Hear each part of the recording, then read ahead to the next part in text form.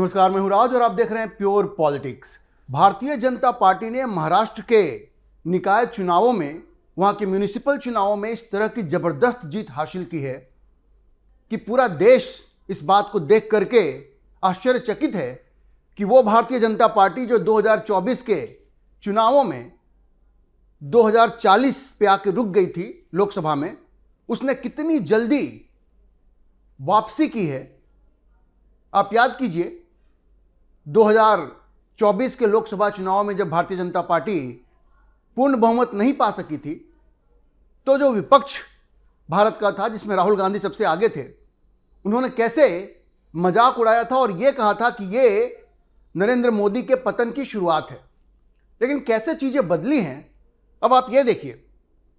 पहले महाराष्ट्र के विधानसभा चुनाव में भारतीय जनता पार्टी ने जबरदस्त जीत हासिल की। जो विपक्ष था वहां पे, उद्धव ठाकरे, शरद पवार, कांग्रेस, इन सबको तो बिल्कुल खत्म कर दिया।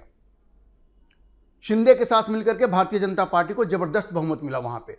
और अभी जो निकाय चुनाव हुए हैं उसमें 29 म्युनिसिपल कॉरपोरेशंस में से 19 में Bharatiya Janata party single largest party बनकर उभरी है। 29 में से 19 में। अब समझिए कि ये 2/3 का आंकड़ा है ये। और ये जो 2017 का जो रिकॉर्ड था 15 म्युनिसिपल कॉरपोरेशन में सिंगल लार्जेस्ट पार्टी बनकर उभरने का भारतीय जनता पार्टी का, उसको भी उसने सरपास कर दिया है। एक बात समझने की है कि जहां तक शिवसेना की बात है, उद्धव ठाकरे की शिवसेना की बात मैं कर रहा हूं, जो ओरिजिनल शिवसेना थी वो मुंबई में भले मजबूत हुआ करती थी, लेकिन पूरे महाराष्ट्र में उसका वो पकड़ नहीं था। तो 2017 में भी, हालांकि उस वक्त भारतीय जनता पार्टी और शिवसेना की मिलीजुली सरकार थी महाराष्ट्र में, लेकिन ये म्युनिसिपल चुनाव उन लोगों ने अलग अलग ही लड़ा था। उस वक्त भी 15 म्युनिसिपल कॉरपोरेशन में भारतीय जनता पार्टी सबसे बड़ी पार्टी बनकर उभरी थी। और इस बार 19 म्युनिसिपल कॉरपोरेशन में भारतीय जनता पार्टी सबसे बड़ी पार्टी बनकर उभरी है। और उद्धव ठाकरे का तो बिल्कुल सफाया हो गया है। लेकिन 29 म्युनिसिपल कॉरपोरेशंस के चुनाव तो हुए, लेकिन सबकी नजरें थी बीएमसी पे, बॉम्बे म्युनिसिपल कॉरपोरेशन पे। मुंबई भारत का फाइनेंशियल कैपिटल है और भारतीय जनता पार्टी वहां भी सिंगल लार्जेस्ट पार्टी बनकर उभरी है। और शिवसेना के साथ, शिंदे की शिवसेना के साथ वहां पे वो सत्ता में आ रही है और भारतीय जनता पार्टी का पहली बार वहां मेयर बन रहा है। आप ये समझिए कि ये जो शिवसेना है उद्धव ठाकरे की, लगभग 30 साल के बाद वो बिल्कुल सत्ता से बाहर हो गई है, बीएमसी की सत्ता से। और ये कोई छोटी मोटी उपलब्धि नहीं है भारतीय जनता पार्टी की। शिवसेना को और उद्धव ठाकरे को सबक सिखाना ये भारतीय जनता पार्टी ने और अमित शाह ने बहुत पहले से ठाना हुआ था कि जिस तरह की गद्दारी उद्धव ठाकरे ने भारतीय जनता पार्टी के साथ की और अपनी विचारधारा को तिलांजलि दे करके, अपनी विचारधारा को त्याग करके जिस तरह से मुस्लिम तुष्टीकरण की नीति अपनाई और कांग्रेस से हाथ मिलाया सत्ता के लिए, तो आज महाराष्ट्र की जनता ने उसे मुंहतोड़ जवाब दिया है।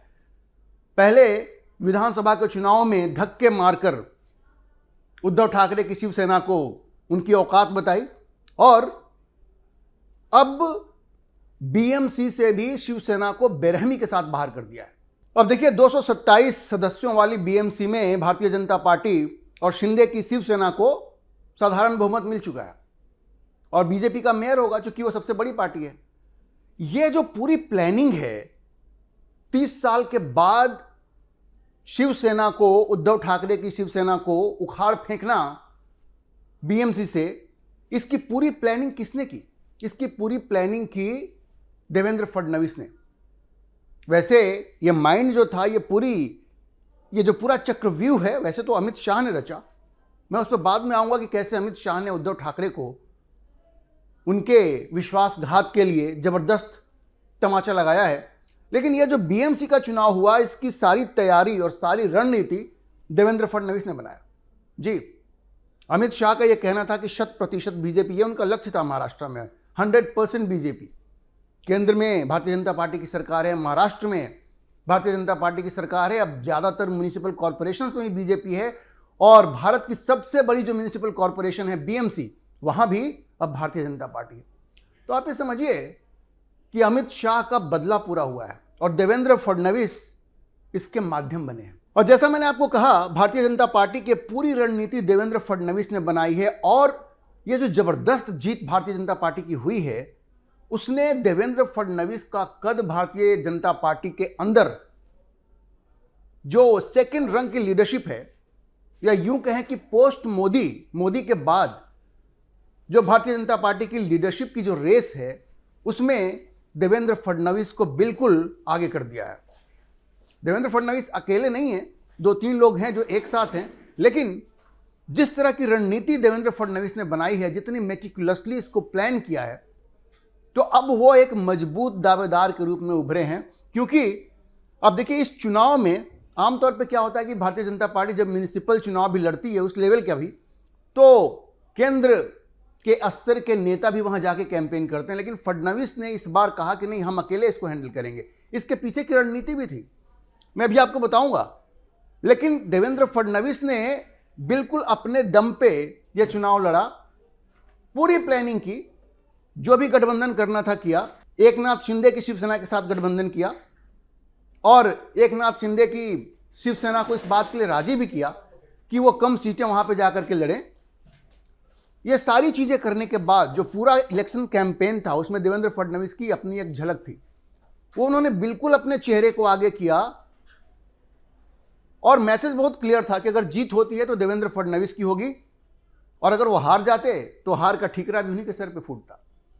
तो आप ये समझिए कि देवेंद्र फडणवीस ने ये दिखाया है कि वो एक रणनीति, चुनावी रणनीति बहुत खूबसूरती से बना सकते हैं, कैंपेन की रणनीति बना सकते हैं और उसमें विजयी भी हो सकते हैं। और एक नेता के लिए बहुत जरूरी है।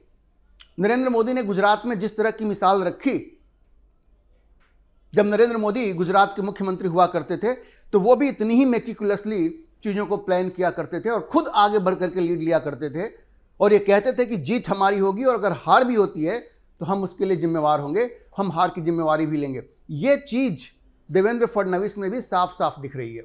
अच्छा देखिए, फडणवीस ने पूरी जिम्मेवारी अपने ऊपर तो ली ही, लेकिन रणनीति भी कैसे बनाई ये समझिए। उन्होंने कहा कि बाहर से किसी नेता को, भारतीय जनता पार्टी के किसी नेता को आकर के प्रचार करने की जरूरत नहीं है। क्यों?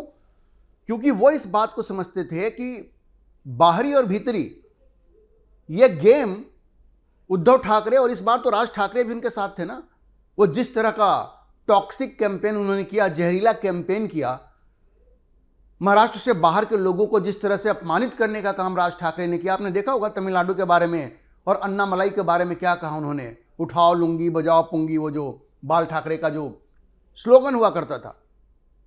इस बार जनता ने इतना कस के तमाचा मारा है राज ठाकरे को कि वो जीवन भर याद रखेंगे।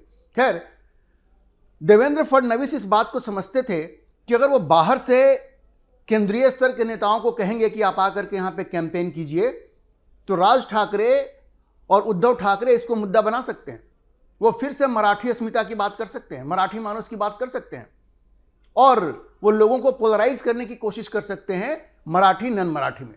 वैसे मैं आपको एक बात बता दूं, महाराष्ट्र में खास करके मुंबई में जो मराठी स्पीकिंग लोग हैं, जो मराठी बोलने वाले लोग हैं और जो हिंदी बोलने वाले लोग हैं, लगभग बराबर संख्या में है। अब आप सिर्फ मराठी मानुस की बात करके बीएमसी नहीं जीत सकते, क्योंकि जो मराठी नहीं बोलते हैं उनकी संख्या भी लगभग मराठी बोलने वाले लोगों के बराबर है। इसलिए जब राज ठाकरे ने इस तरह की विषैली बात की तो देवेंद्र फडणवीस खुल करके सामने आया। उन्होंने कहा कि यहां पे किसी को डरने की जरूरत नहीं है, सब बराबर हैं। और देखिए, जितने भी गैर मराठी लोग थे उन सबों ने भारतीय जनता पार्टी को और शिवसेना को, शिंदे की शिवसेना को चुना। बहुत बड़ा नुकसान हुआ इस तरह की फालतू की बयानबाजी से जो राज ठाकरे ने की। उनको लग रहा था कि जैसे वो बाल ठाकरे के जमाने का समय है कि ऐसी बात करके उठाओ लुंगी बजाओ पुंगी जो कहा करते थे बाल ठाकरे साउथ इंडियंस के लिए, वो ऐसा करके चुनाव जीत जाएंगे। लेकिन देवेंद्र फडणवीस समझ गए कि अगर इनको हराना है तो फिर इनके जाल में नहीं फंसना पड़ेगा, इनके ट्रैप में नहीं फंसना है। तो जिस राजनीतिक परिपक्वता का परिचय देवेंद्र फडणवीस ने दिया है वो अपने आप में बेमिसाल है और ये कहीं ना कहीं नरेंद्र मोदी की याद दिलाता है। नरेंद्र मोदी जिस तरह से मेटिकुलसली हर चीज को प्लान करते हैं, आपको उसकी एक झलक देवेंद्र फडणवीस में मिलेगी। यहां तक कि आप देखिए कि उत्तर प्रदेश के जो मुख्यमंत्री हैं योगी आदित्यनाथ, वैसे तो उनको पूरे देश में भारतीय जनता पार्टी में मोदी के बाद वो सबसे ज्यादा लोकप्रिय नेता हैं, लेकिन देवेंद्र फडणवीस ने योगी आदित्यनाथ को भी कैंपेन के लिए नहीं बुलाया। क्यों नहीं बुलाया? इसलिए नहीं बुलाया क्योंकि अगर योगी आदित्यनाथ कैंपेन के लिए जाते तो ये राज ठाकरे और उद्धव ठाकरे इसको फिर से मराठी गैर मराठी बना सकते थे, फिर से एंटी गुजरात का सेंटीमेंट भी पैदा कर सकते थे। अगर गुजरात का कोई नेता आता तो, नॉर्थ इंडिया से कोई भी जाता तो वो फिर से नॉर्थ इंडियंस के खिलाफ वो कैंपेन चला सकते थे और मराठी बोलने वालों को पोलराइज कर सकते थे। मराठियों के बीच आज भी शिवसेना, जो उद्धव ठाकरे की शिवसेना है, उनकी पकड़ है। देखिए उनको भी 70 से ज़्यादा सीटें मिली हैं, तो पूरी तरह से वो बर्बाद हो गए ऐसा नहीं है। लेकिन सबसे बड़ा उनका नुकसान ये हुआ है कि जिस तरह से वो गैर मराठियों को गाली देते हैं बॉम्बे में, तो वो सब अब एक साथ हो गए हैं, सब के सब अब भारतीय जनता पार्टी के पक्ष में आ गए हैं। और इसका सबसे बड़ा नुकसान हुआ है, उद्धव को भी हुआ है और राज ठाकरे को भी हुआ है। राज ठाकरे की तो एक तरह से गुंडों की पार्टी है, वो तो गुंडों की भाषा का इस्तेमाल करते हैं, वो कोई नेता तो है नहीं। इस चुनाव में जिस तरह से देवेंद्र फडणवीस ने इन चीजों को समझा और यह कहा कि भाई केंद्र से हमें किसी की जरूरत नहीं है, हमें योगी आदित्यनाथ की भी जरूरत नहीं है, किसी भी गुजरात के नेता की जरूरत नहीं है, नॉर्थ इंडिया के किसी भी नेता की जरूरत नहीं है, हम खुद से मैनेज कर लेंगे, उसने पे ऑफ किया है। ये पूरी तरह से आइसोलेट हो गए राज ठाकरे और उद्धव ठाकरे। और ये जो पॉलिटिकल मैच्योरिटी, जो राजनीतिक परिपक्वता का परिचय देवेंद्र फडणवीस ने दिया है, वो अपने आप में बेमिसाल है। अच्छा देखिए, ये जो जीत हुई है, शानदार जीत जो हुई है भारतीय जनता पार्टी की, उसकी पीछे एक वजह यह भी है कि जो अपोजिशन है वो पूरी तरह से डिवाइडेड रहा है, पूरी तरह से डिवाइडेड है। अब ये अघाड़ी है कहाँ? है ही नहीं, सब अलग अलग लड़ रहे हैं। कांग्रेस अलग लड़ रही है, उद्धव ठाकरे राज ठाकरे अलग लड़ रहे हैं, बाकी जो शरद पवार हैं वो अपना अलग लड़ रहे हैं, ये सब लोग अलग अलग लड़ रहे हैं। अजीत पवार और शरद पवार कहीं पे हाथ मिलाया हुआ है उन्होंने। तो इस तरह से अपोजिशन पूरी तरह से बिल्कुल बंटा हुआ है और उसका फायदा भी भारतीय जनता पार्टी को मिला और देवेंद्र फडणवीस ने इसका पूरा फायदा उठाया। विपक्ष तो बटा ही, लेकिन ये जो शर्मनाक हार है कांग्रेस की, आप समझिए कि उनको मुश्किल से 25 के आसपास सीटें मिली हैं बीएमसी में। तो ये राहुल गांधी की एक और फेलियर है। क्यों? क्योंकि उन्हें यह करना चाहिए था कि कांग्रेस को ये कहते कि भाई सबके साथ मिलकर लड़ो। महाअघाड़ी के सर्वमान्य नेता, अगर हम इंडी ब्लॉक की बात करें तो राहुल गांधी है ना, उनको लीड लेना चाहिए था। वो जाकर के कहते कि भाई ये सब लोग जो अलग अलग लड़ रहे हो, उद्धव ठाकरे राज ठाकरे के साथ लड़ रहे हैं, कांग्रेस अलग लड़ रही है, तो ये सबको साथ मिलकर लड़ते तो शायद रिजल्ट बेहतर होता।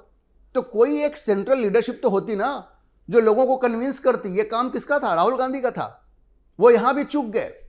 तो ये जो हार हुई है कांग्रेस की वहां पे, उसका ठीकरा तो राहुल गांधी के ऊपर भी पड़ेगा ना, कि आपने महाराष्ट्र की कांग्रेस को सही रास्ता नहीं दिखाया।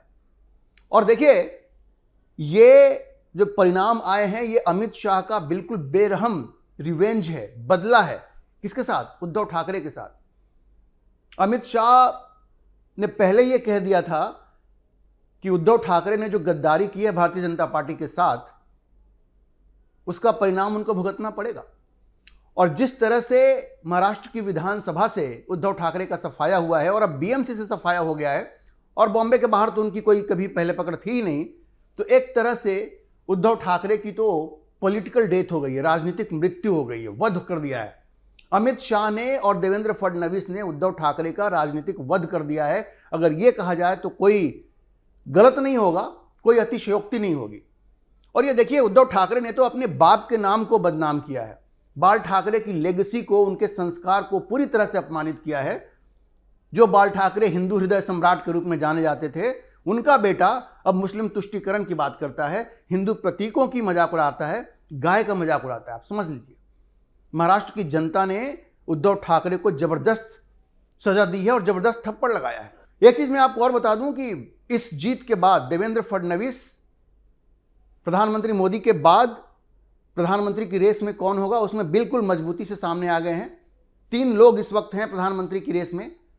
योगी आदित्यनाथ सबसे पहले नंबर पे हैं, इसमें तो कोई राय ही नहीं है। वो इस वजह से भी कि उत्तर प्रदेश से आते हैं, सबसे बड़ा प्रदेश भी है। उसके बाद अब देवेंद्र फडणवीस ही हैं और उनके साथ हैं हिमंत बिस्वा शर्मा। लेकिन जिस पॉलिटिकल मैच्योरिटी का परिचय देवेंद्र फडणवीस ने दिया है, तो वो किसी भी मामले में ना तो योगी आदित्यनाथ से कम दिख रहे हैं, और हिंदुत्व के प्रति भी उनकी जो निष्ठा है वो भी किसी से कम नहीं है। योगी आदित्यनाथ से भी उनकी निष्ठा कम नहीं है। और हिमंता बिस्वा शर्मा तीसरे नंबर पे हैं, उनकी भी निष्ठा वैसे ही है। तो ये 3 लोग हैं जो प्रधानमंत्री की रेस में इस वक्त दिख रहे हैं, योगी आदित्यनाथ, देवेंद्र फडणवीस और हिमंत बिस्वा शर्मा। आने वाले वक्त में इन्हीं तीनों के बीच में ये रेस रहेगा कि प्रधानमंत्री मोदी के बाद उनका उत्तराधिकारी कौन होगा। अभी के लिए इतना ही। हम इस खबर पर नजर बनाए रखेंगे और आपको अपडेट करते रहेंगे। इस विषय पर आप क्या सोचते हैं, अपनी राय कमेंट बॉक्स में जरूर लिखें। और अगर आपको ये वीडियो पसंद आया हो तो आप इसे लाइक करें, शेयर करें और हमारे चैनल को सब्सक्राइब जरूर करें।